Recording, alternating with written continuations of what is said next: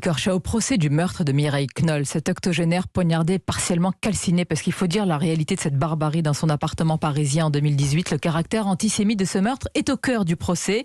L'avocat de la famille Knoll parle d'antisémitisme crapuleux. Est-ce que pour vous, pour notre société, l'enjeu de la reconnaissance de ce mobile antisémite est essentiel ? Alors, je ne suis pas avocat dans ce dossier. C'est un dossier qui est en train d'être jugé en tant qu'avocat, puisque je suis aussi avocat, vous le savez. En tant qu'avocat, je ne me positionnerai pas sur le fond du dossier qui va être jugé et que je ne connais pas. Ce qui est essentiel, c'est un enjeu par contre, de société, le fond de ce dossier. Bien sûr, mais c'était à titre liminaire, j'étais obligé avant de me prononcer sur le dossier. Compris.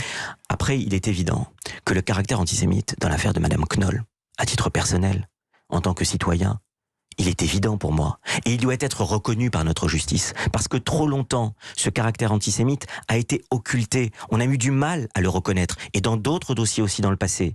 Donc, ce que je voudrais dire aujourd'hui à cette antenne, c'est que nos victimes juives, assassinées, tuées, que ce soit dans le cadre d'attentats terroristes, que ce soit dans le cadre de crimes de droit commun basés sur ces préjugés, ces clichés antisémites qui tuent encore en France et qui ont tué en France. C'était le cas pour Madame Halimi, c'est le cas pour Madame Knoll. Je voudrais que ces victimes juives ne restent pas dans l'angle mort de notre conscience collective et que la justice de notre pays, comme elle l'a fait dans d'autres dossiers récemment, je pense au procès d'Hypercacher, quand vous lisez l'arrêt rendu par la Cour d'assises spéciale de Paris, l'antisémitisme est au cœur de ce qui a été jugé et c'était très très très très important pour notre justice.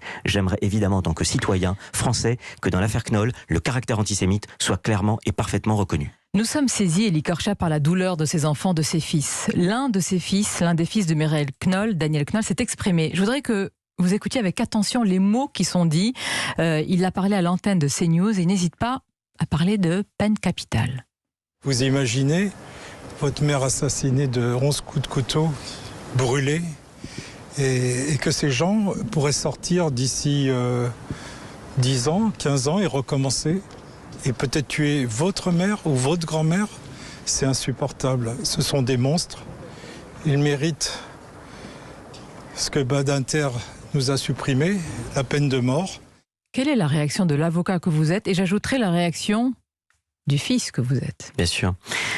En écoutant d'abord le fils de Mireille Knoll, pour qui j'ai beaucoup d'amitié et de respect, on entend d'abord la souffrance d'un fils à l'égard du meurtre horrible, vous l'avez rappelé, odieux de sa mère. En tant qu'avocat, j'ai toujours été, je suis et je serai toujours contre la peine de mort. Et je m'inscrirai toujours dans la droite lignée de ce qui a été réalisé à la fois par le président François Mitterrand et son ministre de la Justice, Robert Badinter, que je salue d'ailleurs ici.